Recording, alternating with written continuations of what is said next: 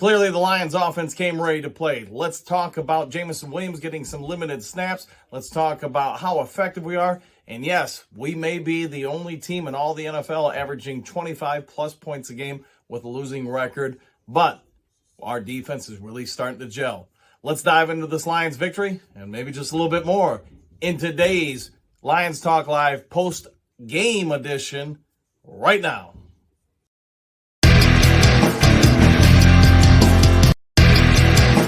Well, greetings and salutations, everybody out there in YouTube land. I'm your host once again, Dan Thornton. I want to thank you for tuning in so quickly after the conclusion of the game.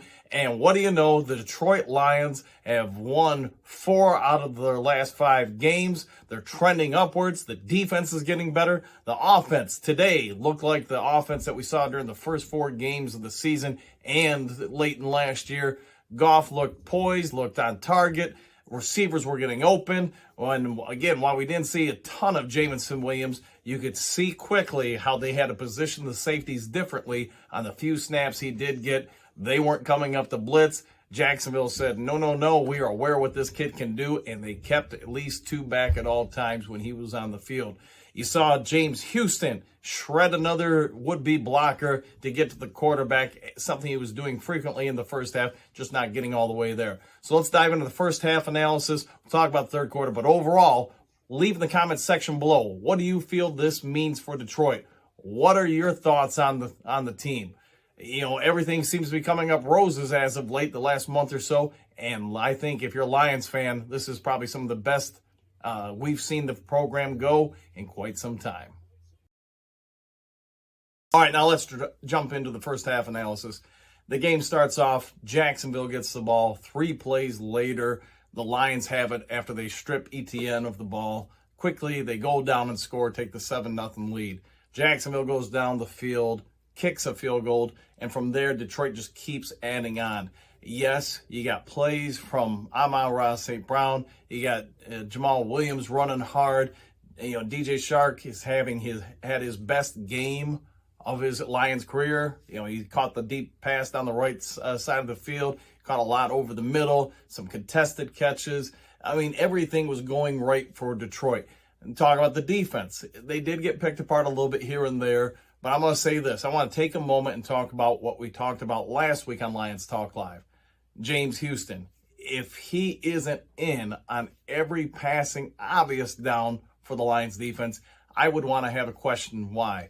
We watched it. We put a post up during the first half saying it's quite clear the Jacksonville Jaguar tackles are no different than Buffalo's.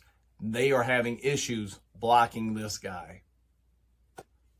You know, we've talked about how he's able to bend his ankles, how he's able to drop his shoulder, you know, the size difference. And let's just be honest, a lot of this is God-given genetics that nobody can teach and coach. But with that being said, you see how just from last week against the Buffalo Bills, this week, you see him using his off arm to shut off offensive tackles' blocks. And obviously the play right before the half, you know, I hope Trevor Lawrence is okay. I know what I think it is. You know, I'm not going to speculate. I'm not that type of, medical professional or anything like that. So I'm just going to say I wish him well. But the question I would have is not for the coaching staff of the Lions, but for the Jaguars. You send everybody out on a pass pattern. You let nobody come in to chip block this guy. And this guy is showing me in this first half alone, he's destroying everybody who blocks him. There's one time I thought he got shut down when he tried to go with a bull rush. And let's be fair, he just doesn't have that kind of upper body strength. That's something Aiden Hutchinson could do and does well coming out of college. But James Houston is living up to his nickname of the problem that he came with out of college. All right, going on from Houston, talk just the rest of the first half real quick. You know, Lions scored every drive they had. You know, obviously we'd like the things that aren't ending in field goals, but let's also give them props.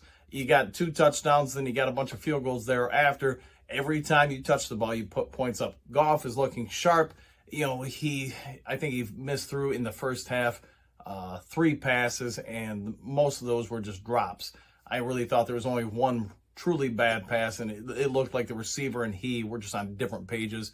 Goff threw it out. You know, the receiver clearly went in. But other than that, he's looking as sharp as he has in quite some time. And this is a string of games in a row where Goff has looked very good.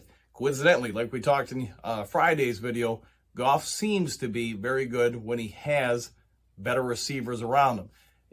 Last year in the end stretch of 6 games, he looked phenomenal, the number 4 quarterback in all the NFL. Coincidentally, he had good 3 starting receivers around him. The start of this year, same scenario.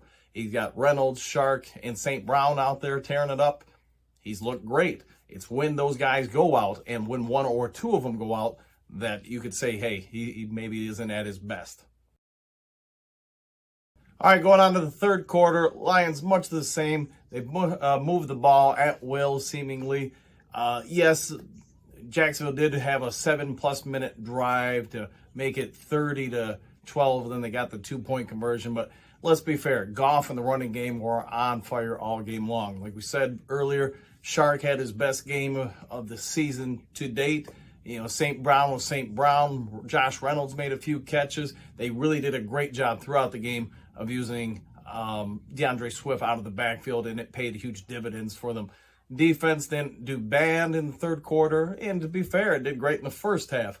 But it was clear in the third quarter they were just trying to focus on keeping everything in front of them, not giving up big plays, forcing Jacksonville to eat up the clock throughout.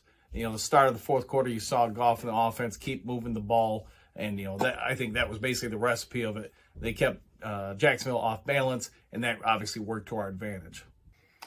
All right, well, I won't keep you guys any longer. Go celebrate another win. Really, since November 1st, the Lions have been one of the better teams in all the NFL. You see the younger players developing. You see, just confidence across the board. Now we can all go scoreboard watch and see where that pick of the Rams may end up being, at least for another week. Enjoy your Sunday. Take care. And if you haven't yet subscribed, please consider doing so. Enjoy your day, and go Lions.